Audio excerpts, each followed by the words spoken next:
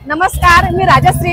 आपल्या सर्वांना माहीतच आहे की महाराष्ट्रातील पुण्याचे गणपती सुप्रसिद्ध आहेत। पुण्यात मोठ्या जल्लोषात गणपती बाप्पाचं आगमन झालं, प्राणप्रतिष्ठा झाली आणि आता आज आहे चौथा दिवस। तर पुण्यातील विविध मंडळांना आम्ही भेट देत असताना आज मी आले आहे शनिवार पेठ येथे। तर येथील सुंदर असा देखावा पाहून इथे थबकले। आपण आहोत जय हिंद मित्रमंडळ येथे आणि तेथले काही पदाधिकारी माझ्या सोबत आहेत।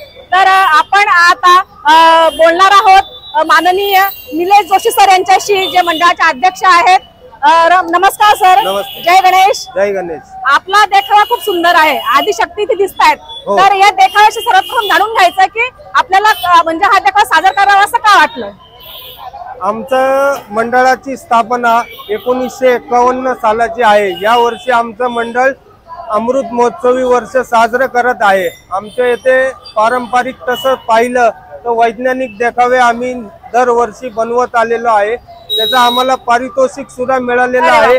विघ्नहर्ता न्यास पुरस्काराचं 1 नंबरचं पारितोषिक मिळालेलं आहे। या वर्षी सर्व मुलांची संकल्पना अशी होती की 75 अमृत महोत्सवी वर्ष असल्यामुळे आपल्या इथे काहीतरी भव्य दिव्य असं काहीतरी वेगळा एक देखावा आपण करावा अशी सर्व कार्यकर्त्यांची इच्छा होती। त्या कार्यकर्त्यांमुळे हा अशा पद्धतीचा देखावा आम्ही या वर्षी सादर करत आहोत। खरंच देखावा खूप सुंदर आहे। येणाऱ्याच्या बाहेरूनच हात जोडले जातील, इतका सुंदर देखावा आहे। आणि आज जर आपण बघितलं तर खरंच आदिशक्ती तिथे आपल्याला दिसत आहेत। तर आपलं मंडळ खरंच म्हणजे आपण ज्या पब्लिक मंडळांना आकर्षित करण्यासाठी खरं तर म्हणजे आपलं देखावा त्यासाठी आपण परिपूर्ण झालेला आहात। पण या मंडळात म्हणजे आपलं जे मंडळ आहे आपण 75 वर्ष साजरं करतोय। तर आजपर्यंत आपल्या मंडळाने काय काय विविध उपक्रम केलेले आहेत किंवा या वर्षाचं काही वैशिष्ट्य काय आहे का? आम्ही कोरोना काळात आमच्या मंडळाने सर्वात जास्त उपक्रम केलेले आहे। साधारण रोज सकाळी आणि संध्याकाळी 300 लोक जे हॉटेलमधले कामगार होते, ज्यांना मालक लोकांनी सोडून दिलेलं होतं, त्यांच्या जेवणाची व्यवस्था, लोकांना घरी किट पोहोचवण्यापासून सगळी व्यवस्था केलेली आहे। त्याच्या अगोदर सुद्धा मंडळांनी साधारणतः 1,500 ते 2,000 वृक्षारोपण केलेली आहेत। नरे आंबेगाव येथे विविध उपक्रम चालू असतात। लहान गरजू मुलांना देखील आमच्या मंडळातर्फे मदत ही नेहमी होत असते।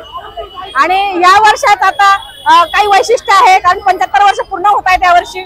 75व्या वर्षीचं वैशिष्ट्य एवढंच आहे की 2 अनाथ आश्रम आहेत, तेथील विद्यार्थ्यांची जबाबदारी मंडळ स्वीकारणार आहेत।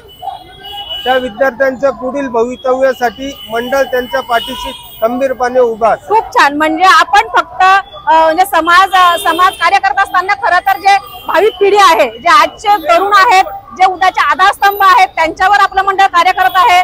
खूप छान संकल्पना आहे। आपल्या मंडळात आमच्या खूप खूप शुभेच्छा आणि हे मंडळ असंच अविरत कार्यरत राहो ही शुभेच्छा आणि सदिच्छा। जय गणेश। जय गणेश। गणपती बाप्पा मोरया, मंगल मूर्ती मोरया।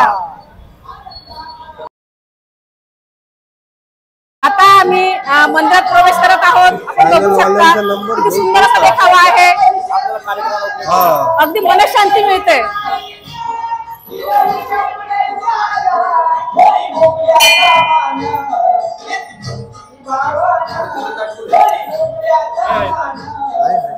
गुरुजी येतात ना, 2च मिनिटं।